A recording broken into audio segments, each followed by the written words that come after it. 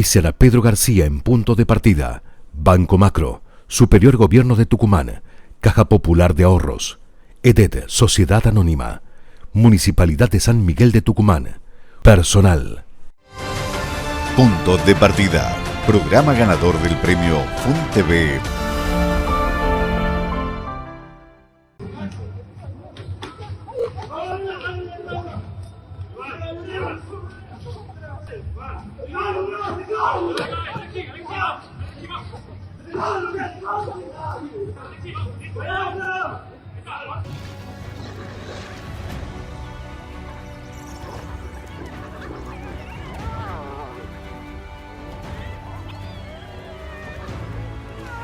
¿Qué tal? ¿Cómo le va? Muy buenas tardes, bienvenidos a Punto de Partida. Bueno, estas imágenes que acaban de ver ocurrieron en Maipú al 700 hace unos días, los de los Patovica, no los de las hienas. Queríamos abrir el programa preguntándonos cuál es la diferencia que hay entre una manada de hienas y un grupo de Patovicas. Miren, las hienas solo atacan cuando tienen un llamado biológico, o sea, tienen hambre, necesitan comer. De lo contrario, no entran en conflicto con otros animales y además está comprobado que tratan de no atacar a los seres humanos, prácticamente no hay antecedentes. Sin embargo, los Patovicas se excitan mucho frente a cualquier acontecimiento, cuando ven a una persona en estado de debilidad, atacan todos juntos. Bueno, no podemos tolerar vivir en una sociedad con estos actos de violencia, por eso este hecho requiere una profunda investigación, la condena a los que tienen que condenar y sobre todo prevenir. Esta noche vamos a estar con una psicóloga que habla de la serie Adolescencia, donde se habla sobre la violencia, en este caso de los adolescentes, habla de la crisis de la relación padres e hijos y el diálogo que se ha roto, se habla sobre la construcción de la identidad que tienen los adolescentes y cómo a veces está en la ausencia de los padres y también la incidencia que tiene la discriminación en la sociedad y cómo puede llegar a construir seres humanos violentos. Ahora sí, vamos al tema de Jaldo. Bajó muy poco en el ranking de gobernadores con mayor imagen positiva y esto tal vez por casualidad o por causalidad hizo que Jaldo se reuniera con el gabinete ampliado, o sea, llamó en el Salón Blanco a los ministros, secretarios, subsecretarios, directores, subdirectores, 230 personas y le dijo, señores, quiero más gestión, más resultado, mayor concentración en las distintas áreas del gobierno para que se pueda demostrar que las políticas que estamos aplicando tienen incidencia en la sociedad. Esto ocurrió porque también uno observa que falló el ministro de Desarrollo Social cuando este joven que fue compactado porque dormía en un contenedor y él no dio una conferencia de prensa. Correspondía que Federico Mazo dé una conferencia de prensa y cuente cuál es la política del gobierno respecto a las personas en situación de calle, qué se está haciendo, si hay refugio, si no hay refugio, y además qué va a cambiar a partir de ahora para que no vuelva a ocurrir esto de que un tucumano tenga que dormir en un contenedor. Por toda explicación hubo un silencio. Seguramente estuvo concentrado en algo que es un hecho positivo, que se están entregando o ya se entregaron las tarjetas alimentar, que es un cambio de sistema. Entonces las familias vulnerables antes recibían los bienes, los productos, la mercadería. Recuerden que hubo mercadería que apareció en domicilios privados, ahora tiene una tarjeta, el sistema más transparente. Pero esto no lo salva de la responsabilidad que tiene Mazo cuando ocurre un hecho como el que ocurrió de salir a dar explicaciones. También la municipalidad que tiene cámaras en todo el microcentro, esto ocurrió en Barrio Norte. Bien, el otro tema, fue una semana complicada para Milei, en realidad fueron casi 2 semanas complicadas, porque primero el Senado le rechazó el DNU con el cual designaba 2 miembros de la Corte Suprema. Luego, García Mancilla, que había jurado, tuvo que renunciar a la Corte Suprema. La Cámara de Diputados constituyó la comisión investigadora del CryptoGate. El dólar se puso nervioso, el riesgo país se fue a 1000 puntos, le falló la foto con Donald Trump, no pudo lograr la foto que él quería con Donald Trump, trajo fotos con mujeres muy bellas de Estados Unidos, pero no con Donald Trump, tuvo el paro de la CGT y cerró la semana con el índice inflacionario de 3,7%, un salto de un punto respecto al mes anterior. Vamos a desarrollar algunos de los temas. García Mansilla renunció a la Corte, a pesar de que había sido nombrado por decreto, pero no contaba con el acuerdo del Senado, y escribió algo que me parece imprudente, demasiado largo, parecía más bien un lenguaje político, porque en realidad, ¿qué ocurre en la democracia? El Senado tiene la facultad, tiene la potestad de darle acuerdo o no darle acuerdo a los miembros de la Corte para que puedan ser miembros del alto tribunal. No le dieron acuerdo. Funcionaron las instituciones. Los mecanismos que se pusieron en marcha son los mecanismos previstos en la Constitución. Por lo tanto, bienvenida a la democracia. García Mansilla, hay muy poco para decir cuando funciona la democracia. El otro tema, la comisión investigadora del CryptoGate, mucho no va a abundar. A ver, hay dos causas judiciales, una en la Argentina y otra en Estados Unidos. O sea que esta comisión investigadora lo que hace es la oposición la quiere tomar para desgastarlo a Milei. Si tienen habilidad van a tratar de tener el tema permanentemente en los medios.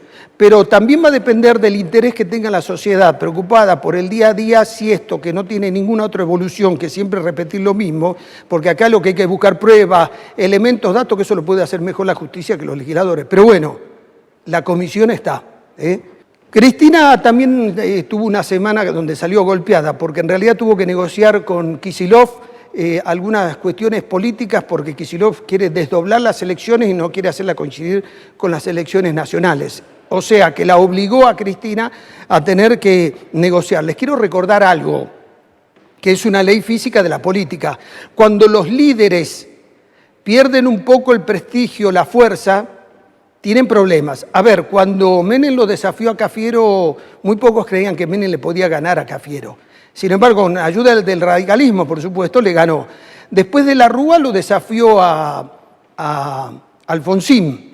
Alfonsín era el gran demócrata, el regreso de la democracia a la Argentina, y sin embargo de la Rúa le ganó.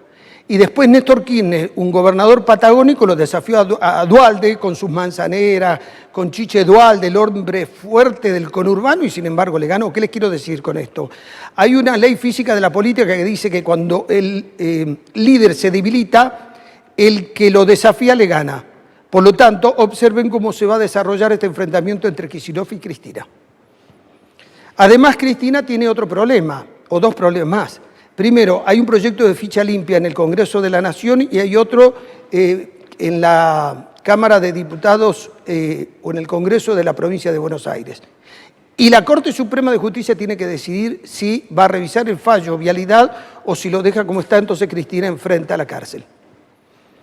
El acuerdo con el Fondo Monetario Internacional es lo más importante del gobierno de Milei este año prácticamente. Se decidió, ya se anunció, el acuerdo es por 20.000 millones, hay que ver cuántos fondos frescos se los mandan y cuántos son de libre disponibilidad. Y además el gobierno anunció que salimos del cepo. Entonces, a partir de mañana lunes ya va a haber una franja de flotación del dólar. Entonces, en esta franja de flotación se tiene que mover. Bueno, permítanme que les dé un dato que es necesario tenerlo en cuenta para saber qué nos puede llegar a pasar. No significa que la historia se repita. Pero en 2017 Mauricio Macri levanta el cepo. En ese momento tenía en la Argentina un 25% de pobreza. Levantó el cepo, se movió el dólar, subieron los precios, la inflación se fue al 57% y la pobreza subió al 35%. ¿Qué le significó a Macri levantar el cepo? 10 puntos más de pobreza. Después lo tuvo que volver a poner antes de irse. Esta es la Argentina. Todo el conocimiento económico de 2000 años no se puede aplicar a veces en la Argentina porque es otra lógica. En la Argentina, cuando algo sube, todos salimos a comprar, como por ejemplo en dólar. En cualquier otra parte del mundo, cuando algo sube, nadie compra, hasta que no baje. Vamos ahora al tema internacional. Donald Trump, con sus políticas de arancel, está dándole un mensaje al mundo. ¿Y saben cuál es el mensaje? No me gusta el resultado de la globalización.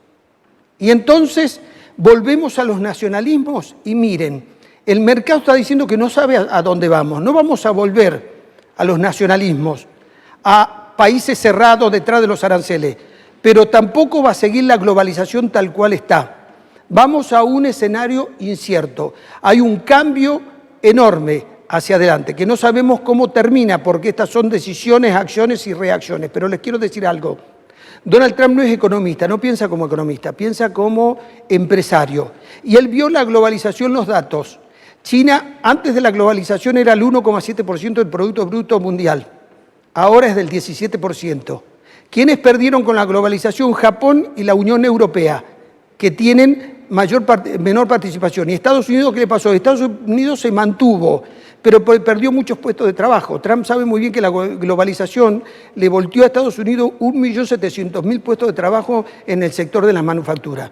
Por lo tanto, tenemos que ver cómo evoluciona esto. ¿Qué le está diciendo a las multinacionales Trump? Miren, si ustedes le quieren vender a Estados Unidos, pongan una sucursal en Estados Unidos. Porque si no, yo les voy a poner aranceles y va a ser muy caro, los productos de ustedes no los van a comprar. Ahora, ustedes quieren que los norteamericanos consuman estos productos, vengan a poner sucursales acá. ¿Se logrará, no se logrará? No sabemos. Lo que sí, estamos frente a un cambio de paradigma. No sabemos cómo termina esto de los grandes acuerdos comerciales que parece que hoy están todos debilitados. Bueno, sobre esto vamos a hablar con una analista internacional para que nos diga cuál es el mundo que se viene y la Argentina. ¿Cómo aparece en esta foto? ¿Qué nos pasa? ¿Nos golpea? ¿No nos golpea como país aislado? ¿Nos preserva o nos perjudica más? Bueno, esto lo vamos a saber ahora en el programa. Además le vamos a preguntar, con todo esto los precios de los productos van a subir, seguramente va a haber una recesión. Con la globalización que nos pasó, uno de los ganadores también fuimos los consumidores. Ustedes se habrán dado cuenta que de pronto fuimos a los supermercados y encontramos que en la góndola había muchos productos de todos lados y además habían bajado los precios porque, bueno, hay países que son más eficientes que otros y producen a menor precio. Bueno, esto está cambiando. Seguramente vamos a encontrar menos productos y un poco más caros. ¿Bien? Y Álvaro Aurane, ¿de qué va a hablar esta noche? De un tucumano muy interesante, Gregorio Arauz de la Madrid, un duro, un tipo de una fortaleza física impresionante. Uno lo podría comparar con Bernardo de Monteagudo, con la diferencia que Bernardo de Monteagudo tenía una mente brillante y una verba extraordinaria, que también luchó por la independencia. Gregorio Arauz de la Madrid tiene muchas batallas encima, pero además les quiero decir algo, miren. Sarmiento, que no era de alabar mucho, en el Facundo dijo que era el más valiente dentro de los valientes. Y les voy a contar una anécdota que la va a desarrollar Álvaro Aurane durante el programa. En una contienda, de pronto lo hieren a Gregorio Arauz de la Madrid en el abdomen, le cortan una oreja y le dan un tiro de gracia. Pero después se pusieron a pensar los que habían ganado y decir, che, matamos a Gregorio Arauz de la Madrid, vamos a buscar el cadáver, esto es un triunfo. Lo fueron a buscar y no estaba. Se había arrastrado, se había ido a un rancho, se había curado y después apareció nuevamente peleando. Repito, una persona de una fortaleza enorme, por eso queremos posar la atención en este tucumano, además que tuvo un desacuerdo con Rosas, que es muy interesante tenerlo en cuenta para que entiendan la historia un poco de Tucumán y de los hombres del pasado. Les propongo que después de la pequeña pausa escuchemos a nuestros invitados. Es un punto de partida.